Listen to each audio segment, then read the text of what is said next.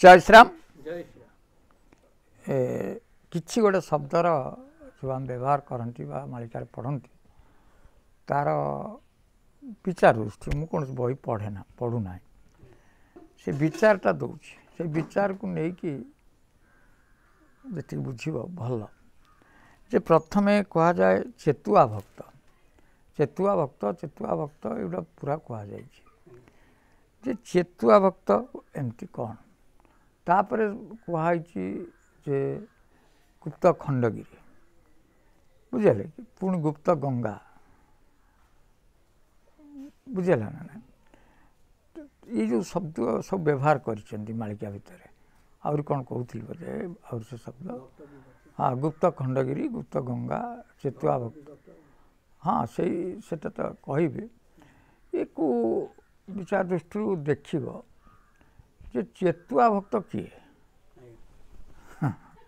ना जी चेतना रखे से हूँ चेतुआ भक्त चेतना कहा प्रति रखे ना भगवान प्रति रखे चेतना आम भितर अच्छी ना ब्रह्मांड रे भी अच्छी किंतु गोटे ये भितर जा कहती टिके ये लगे खुंट भितर आम कहवा चेतना अच्छी ता नुह प्रत्येक जीव मनीष भितर से चेतनाटा अच्छी चेतनार का आधार रोचे ना आम शरीर प्राण आधार चेतनाटा रोचे से जो प्राणटा का आधार रोचे ना पवन आधार रोचे हृदय तेणु से हृदय जो प्राण रहा हृदय द्वारा प्राणवायुटा रहीकि प्राण पवन को टाणुची ता द्वारा चेतना आम शरीर विस्फारित हो चारिड़े अच्छी आम चुमिले काटुची तेणु यही जो चेतना अच्छी आम भितर प्राण अच्छी पवन अच्छी चेतना अच्छी आ सहित पूर्ण भाव संपूर्ण भाव जोड़ी रहा चेतना भक्त चेतुआ भक्त आ सहित पूर्ण भाव जोड़ी रहा बुझीगला एटा केमती जोड़ी हवा मु तुमको बुझाऊँ जे अति सहज कथार तुम जहाँ को गुरु कर किसी कथा ना सी जो मंत्र दिंतु सी भी ठीक जे तत्व दे सी भी ठीक किंतु गोटे कथा साधारण जे बुझुंट आज मत मन रख तुम चेतुआ भक्त हेब कि ना से सूत्र कहीदे जे प्रथमे जानब जे ईश्वर जे ब्रह्मांड कर्ता सी हूँ ब्रह्मंकर सगुण रूप अर्थात से सर्वदा विद्यमान अच्छा सी कौटी अवतार नियंती ना अवतार तंकर आवश्यक पड़े ना ईश्वर सर्वभूतानां क्रीडती आत्मारूपिणम तेणु ईश्वर कौटी अवतार नियंती ना समस्त हृदय से आत्मा रूप से चेतना रूप से विराजमान करिछंती सी अवतार कौटी हुंती ना अवतार किए हुंती ना ब्रह्मरु आसंती कला नहीं कि जमती ये आम ओडिशा रे देखा बहु ज्ञानी लोक अच्छा से कहना ज्ञानीटा कौटू से हेले ना से जगन्नाथ कला टे सब जहाँ पाई से ब्रह्मर कलू टे आसी किए कवि हो किए ज्ञानी हो किए लेखक हो बहुत बहुत तांकर कृपा तेणु कहीं जे कलू से बाद पड़ निजे किसी सेमती किसी ना कथा बुझीगला जे से जो कला प्राप्ति हाँपे बा चेतुआ भक्त हाँपे तमें ब्रह्मांड कर्ता को जानवा हेले बा ब्रह्मांड कर्ता सहित संपर्क जोड़ा हेले तुमको चारि थर मो कथा मानवा को पड़ो बेसी नुह जमा जीवन यही 24 घंटा भर चारि थर तांकर ये ब्रह्मांड ये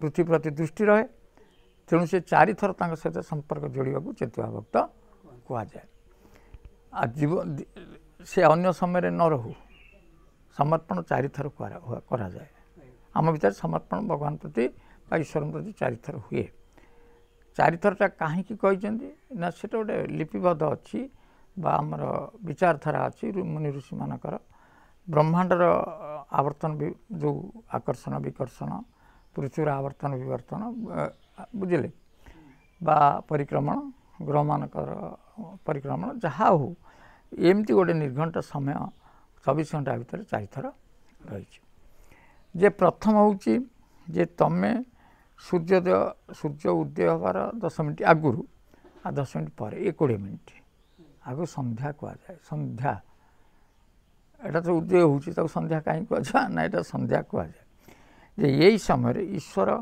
कर दृष्टि ईश्वरंकर दृष्टिटा ए पृथ्वी पर पड़े एटा स्वाभाविक 20 मिनिट रहिबो से जो लाइटटा तुम जापर मु जापर ना किंतु से गोटे लाइट रहिबो से 20 मिनिट गोटे भिन्न लाइट है ना से जहाँ तुम कर संसार कम उल्टा हो जहाँ तुम संसार कम कर उल्टा हम तेणु माने भल कले मंद हो तेणु तुम कौन कर ना तुम परिवार तो गोटे मानु आगे गोटे भल चेतनशील परिवार हम आज जब मालिका सत होगा जाऊँगी तो बंचा पार ना ना भल पिला सृष्टि हो पारे भल शिक्षित पिला हो पारे तमें समस्त की गोटे निर्दिष्ट कर ये कथा मान परिवार तुम्हें सूर्योदय पूर्व उठ उठिक बिल्कुल कौटी किए मुँह धुआना मुँह धोवा परिष्कार हवा कई ईश्वर कर्ता देखती ना झाड़ा कल परिष्कार कल कई बुझे तुम हृदय भितर जो ठाकुर को जान बिछणार बसिकी तुम धीरे धीरे पवन नियो धीरे धीरे छाड़ आ कि ना तुम जो ठाकुर जान मुझे गली मोर रही से ठाकुर को भाविली पुणी छाड़देली पुणी से ठाकुर को भाविली जो ठाकुर जदि पत्थर कह भी चलो पत्थर कहले चलो किसी कथा ना जी जो ठाकुर ना जानी से बसिकी से 5-10 मिनट बसु है ना किंतु पलि आसिक मुँह दे क्या करनी से बसिकी ठाकुर को स्मरण कर बड़ पाटे डाकनी जे श्रीरामदेव डाक अन्य समय अच्छी से समय स्मरण कर शोबनी मनरे स्मरण करें समर्पण हो बड़ पाटे डाकिले जमा शुणे मु तो नाम ना ये से कही बड़ पाटे डाक ना ये गोटे पर्यायक्रम भक्तिर मार्ग आस्ते आस्ते एमती जा समर्पण तेणु से समय निज भितर से पवन को चेता रखा यही पवन मु धीरे धीरे नौ धीरे धीरे डाकुची मु कौन सी ठाकुर ना कहूँ धर ओं नम शिवाय कहूँ जन ओं क्लीं कृष्णाय नम कहूँ ओं नम भगवत वासु जी कहो ओं जी माँ दुर्गा माँ कहू कि ना बहुत रूप किंतु फर्मुला गोटे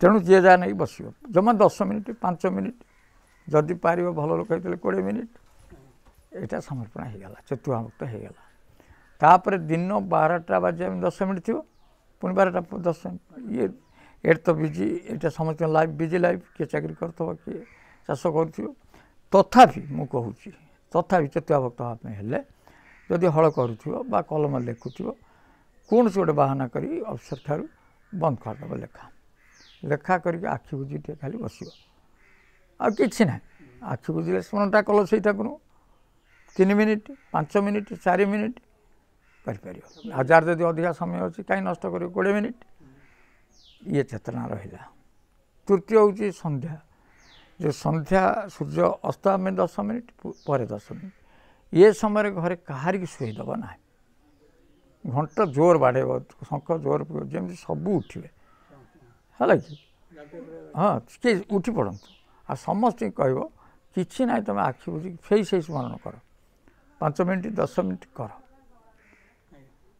ताले यही 3टा कथा जो मानव ताले तुम चेतुआ भक्त बा ठाकुर प्रति समर्पण चेताटा तुम भितर अच्छी आउ रहा शेष कथा कौन ना 3:30 ରୁ 5:30 4:30 तेणु 3:30 ରୁ 4:30 जो ब्रह्म मुहूर्त आउे कि आधे तुमको अधघंटे बाछापी पड़ो 4टा ରୁ 4:30 से बिछुणा पर तुम बस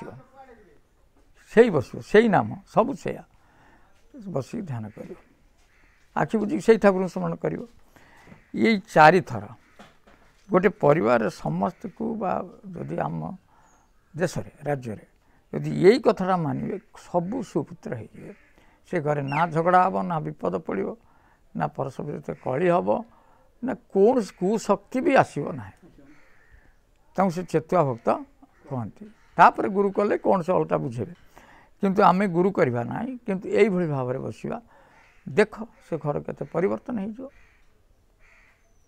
या जे करे आपको चेतुआ भक्त कहती आ चेतुआ भक्त नुह जे मालिका पढ़ी कि बहुत मन रखा चेतुआ भक्त यही मान को कह जाए कि कहली ବୁଝିଲେ କି ଯେ ପ୍ରଥମରେ ଚେତନାର ଆଧାର ହେଉଛି ପ୍ରାଣ, ପ୍ରାଣର ଆଧାର ପବନ।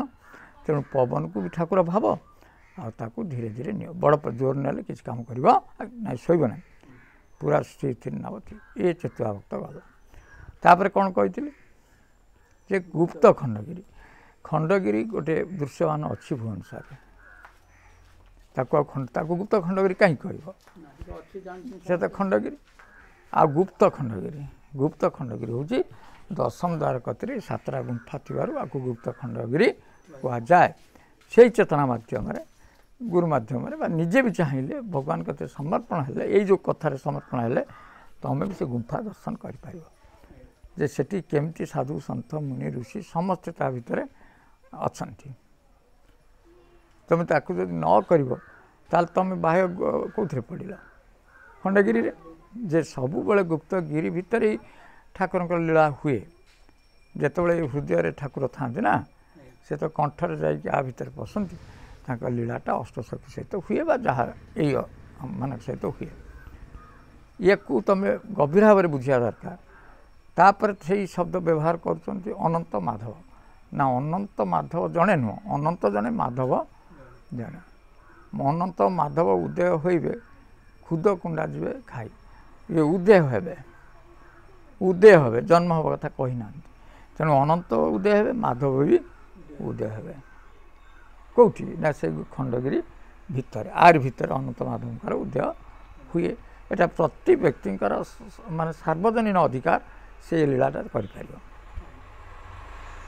କିନ୍ତୁ ଆମେ ଯେ ଖଣ୍ଡଗିରି ବ୍ୟକ୍ତି ଭାବରେ ରହିକି ଆମେ ଯେତିକି ଭିତରେ ରହିବା, ଇଏ ଏମିତି ସ୍ୱାର୍ଥପର ଲେଖକ ଅଚ୍ୟୁତାନନ୍ଦ ମହାପୁରୁଷ ନୁହନ୍ତି। ହେଲା କି? ତାଙ୍କ ବହି ଯୁଗାନ୍ତକାରୀ ରହିବ ଆଉ ସବୁବେଳେ ତତ୍ତ୍ୱନିଷ୍ଠ ହେଇଛି। ତେଣୁ ତତ୍ତ୍ୱନିଷ୍ଠ ଗୁରୁ ପାଇବା ବା ସେ ବାବଦରେ ଲୋକ ପରିଶ୍ରମ କରିବା, ନିଷ୍ଠା ଭକ୍ତି ଆଣିବା, ତାଠାରୁ ସେମାନେ ବହୁତ ଶୀଘ୍ର କ'ଣ ପାଇଯିବା ବୋଲି ଗୋଡ଼େଇ ହେଇକି ଏମିତି କରିକି ଦେଖାଉଛନ୍ତି ତୁମକୁ। କିନ୍ତୁ ବୁଝ, ନିଜର ଜୀବନର ମୂଲ୍ୟବୋଧକୁ ଆଙ୍କ ଯେ ଏ ବୁଝ, ଏଇ ଯେଉଁ ଦଶମ ଦ୍ୱାର ଭିତରେ ଯେଉଁ ସାତଟା ଗୁମ୍ଫା ଅଛି ତାକୁ ଗୁପ୍ତ ଖଣ୍ଡଗିରି କହିଛନ୍ତି। ତାପରେ ଗୁପ୍ତ ଗଙ୍ଗା ବି ବୁଝିବାକୁ ପଡ଼ିବ। ଯେ ଗଙ୍ଗା ଗୋଟେ ପୂର୍ଣ୍ଣ ଭାବରେ ଅଛି, ଗଙ୍ଗା ନଦୀ ଖୋଲାଖୋଲି ଭାବରେ ଅଛି ଆଉ ସମସ୍ତେ ସ୍ନାନ କରୁଛନ୍ତି। ଗୁପ୍ତ ଗଙ୍ଗା ତାକୁ କୁହାଯାଏ। ନାଇଁ ଗଙ୍ଗା କୁହାଯାଏ। କିନ୍ତୁ ଗୁପ୍ତ ଗଙ୍ଗା କିଏ? ନା ସେ ଲେଖିଛନ୍ତି କା ଶୀତଳ ବାହିନୀ ଗଙ୍ଗା। କିଏ? ଉପେନ୍ଦ୍ର ଭଞ୍ଜ ଲେଖିଛନ୍ତି କା ଶୀତଳ ବାହିନୀ ଗଙ୍ଗା। ତାକୁ ତା ପ୍ରଶ୍ନର ଉତ୍ତର ତାର ସହିତ ଅଛି। କା ଶୀତଳ, ତେଣୁ ସିଟା ଆ ସହିତ ଆସିଲା, କାଶୀତଳ ବାହିନୀ ଗଙ୍ଗା। କାଶୀତଳ ବାହିନୀ ଗଙ୍ଗା। କାଶୀ ତଳେ, କାଶୀରେ କିଏ ରହୁଛନ୍ତି? କିଏ ରହିଲେ? ଶିବ। ତେଣୁ ଶିବ ଠାକୁର ବା କାଶୀ କ୍ଷେତ୍ରରେ ବହି ଯାଉଥିବା ଉତ୍ତରମୁଖୀ ଯେଉଁ ଗଙ୍ଗା, ସେ ହେଉଛି ଅତ୍ୟନ୍ତ ଶୀତଳ। ଏ କଥା ସେ କହିଲେ। ଏଇଟା ଦେଖିପାରିବ, ବ୍ରହ୍ମାଣ୍ଡରେ ଅଛି।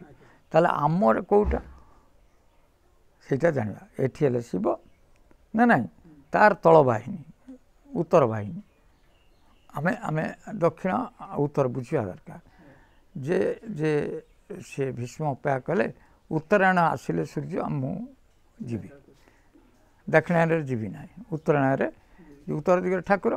ତେଣୁ ଯେତେବେଳେ ଆମର ଏଇ ପବନଟା ଯେତେବେଳେ ଉତ୍ତରାୟଣ ହେଇଯାଏ ବା ଉତ୍ତରମୁଖକୁ ଚାଲିଯାଏ, ସେତେବେଳେ କାଶୀତଳ ବାହିନୀ ଯେଉଁ ଆ ତଳ ଯେଉଁ ବ୍ରହ୍ମରନ୍ଧ୍ରଟା ହେଲା, ସେ ଶୀତଳଟା ଖୋଲିଯାଏ। ତେଣୁ ଅତି କମରେ ଯେ ଜ୍ଞାନୀ ଲୋକ ଦେଖିଥିବେ, ଯେତେବେଳେ ସେ ଧ୍ୟାନ କରନ୍ତି ଗୋଟେ ଶୀତଳ ଝରା ଆସେ। ଏ ହେଲା ଗୁପ୍ତ ଗଙ୍ଗା, ଯେଉଁଠିକି ଶୀତଳ ଜଳ ଆସେ, ଯାହାକୁ ତୁମେ ଅମୃତ କୁହ ପାନ କରନ୍ତି ମୁନି ଋଷିମାନେ। ତାହେଲେ ବୁଝିଗଲା ଗୁପ୍ତ ଗଙ୍ଗା ଆମର ଭିତରେ ଅଛି, ଗୁପ୍ତ ଖଣ୍ଡଗିରି ଆମ ଭିତରେ ଅଛି। ତୃତୀୟ ହେଉଛି ଅନନ୍ତ ମାଧବ। ଅନନ୍ତ ମାଧବ ଉଦୟ ହୋଇବେ। ଏଟା ପ୍ରତ୍ୟେକ ଶରୀରରେ ଉଦୟ ହୁଅନ୍ତି। ଯିଏ ଚାହିଁଛି ସେ ଉଦୟ ହେଇଛି। ଯାହାର ଉଦୟ ହେଇସାରିଛି ସେ କେବେ ବାହାରେ ଖୋଜିବ ନାହିଁ। ଯେ ପର୍ଯ୍ୟନ୍ତ ଉଦୟ ନ ହେଇଛି ସେ ତ ଖୋଜିବ ନା। କଥା ବୁଝି ହେଉଛି ନା? ତେଣୁ ତାକୁ ନିଜ ଶରୀର ଭିତରେ ଖୋଜିବା ଦରକାର। ଏଟା ଜ୍ଞାନୀ ଲୋକଙ୍କ କଥା ମୁଁ କହୁଛି। କିନ୍ତୁ କିଛି ଜ୍ଞାନୀ ଲୋକଙ୍କର ଦେଖୁଛି, କହିବା ତ ସବୁ ଠିକ୍, କିନ୍ତୁ ନିର୍ଘଣ୍ଟ କରନା ଯେ ଏଇ ସମୟରେ ଠାକୁର ଆସି ଲୀଳା କଲେଣି, ଏଟା ଆମ କଥାରେ ନୁହେଁ। ହେଲା କି ସେ କରିବେ ତାଙ୍କ ଲୀଳା କରିବେ ସେତେବେଳେ ଶ୍ରୀକ୍ଷେତ୍ରରେ ଇଏ ପୂଜାବିଧି ବନ୍ଦ ହେଇଯିବ ହେଲା କି ଧର ମୁଁ ଏଇ ଜାଗାରେ ଅଛି ଏ ଜାଗାରେ ଅଛି ନା ନାହିଁ ଯେତିକି ଜାଣିଛି ବୋଲିକି ତ କି ଯାହା କହୁଛି ବୋଲି ତୁମେ ଆସୁଛ ମୁଁ ଯଦି ଏ ଜାଗାରେ ନ ରହିବି ତାହେଲେ କିଏ ଯିବ ଆସିବେ କି ଠିକ୍ ସେ ରହିବ ଯେତେବେଳେ ଜଗନ୍ନାଥ ବଳଭଦ୍ର ସେଠି ଅନନ୍ତ ମାଧବରେ ଚାଲିଯିବ ଅନ୍ୟ ଆଡ଼କୁ ଉଦ୍ୟା ହେବେ ଶୁଅ ନା କେତେଥର କହିବି ତୁମେ ଶୁଣ ବୋଲି ଶୋଇବ କ'ଣ କଥା ବୁଝି ହେଉଛି କି ଯେ ତାହେଲେ ସେଠି କେହି ବି ଯିବେ ନାହିଁ ଶକ୍ତିଟା କାହାର ସେଠି ଏତିକି ବୁଝୁନା ଯେତେବେଳେ ସେଠି ଶ୍ରୀକ୍ଷେତ୍ର ଲୀଳା ବନ୍ଦ ହେଇଯିବ ସେତେବେଳେ ଏମାନେ କେଉଁଠି ଉଦ୍ୟା ହେଇଥିବେ ବା ଜନ୍ମ ନେବେ ତମ ଭାଷାରେ ଏବେ ଶ୍ରୀକ୍ଷେତ୍ରରେ ଏତେ ସଂଖ୍ୟାରେ ଲୋକ ବଢ଼ିଛନ୍ତି ଠାକୁରଙ୍କର ଏତେ ମହନୀୟତା ସାରା ପୃଥିବୀରେ ବ୍ୟାପି ଯାଉଛି ବୁଝିଲେ ତେଣୁ ଅପେକ୍ଷା କର ସେଇଟା ତୁମ ଆଖି ଆଗରେ ଦେଖାଯିବ ନା ତେଣୁ ଏତେ ବ୍ୟସ୍ତ ଭାବରେ ନାହିଁ କେତେ ସମୟ ହେଲାଣି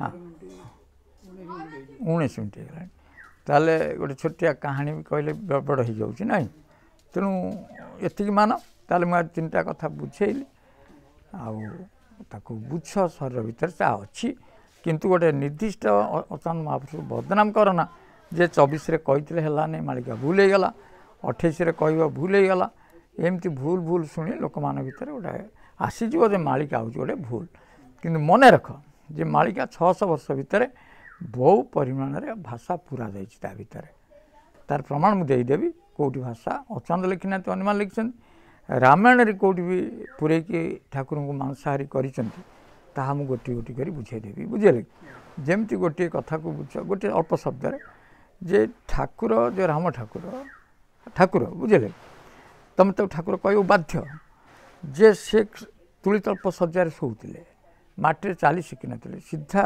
ସୀତା ମାଧମା ଚାଲି ଶିଖିନଥିଲେ ଗୋଟେ ବତୀ ଲଗାଇ ଜାଣିନଥିଲେ ଦିଆସିଲି ମାରି ସେ ତା ପରଦିନ ବନବାସ ଗଲେ ହେଲେ କି ବନବାସରେ ଗୋଟିଏ ରାତି ତମସା ନଦୀ କୂଳରେ ରହିଲେ ତା ପରଦିନ ଗୁହକ ଶବରଙ୍କ ପାଖରେ ଯେତେବେଳେ ରହିଥିଲେ ସେ ଯେତେବେଳେ ତାକୁ ଛଣ କୁଟା ପାରି ଦିଆହେଲା ଚିନ୍ତା କରି ଦେଖ ଭାବନା ହୃଦୟକୁ ନିଅ ଯେ କେତେ ତୁଳିତଳ୍ପରେ ଶୋଇଥିବା ଲୋକ ଏଇ ଛଣ ଉପରେ ଶୋଇଲେ ବହୁତ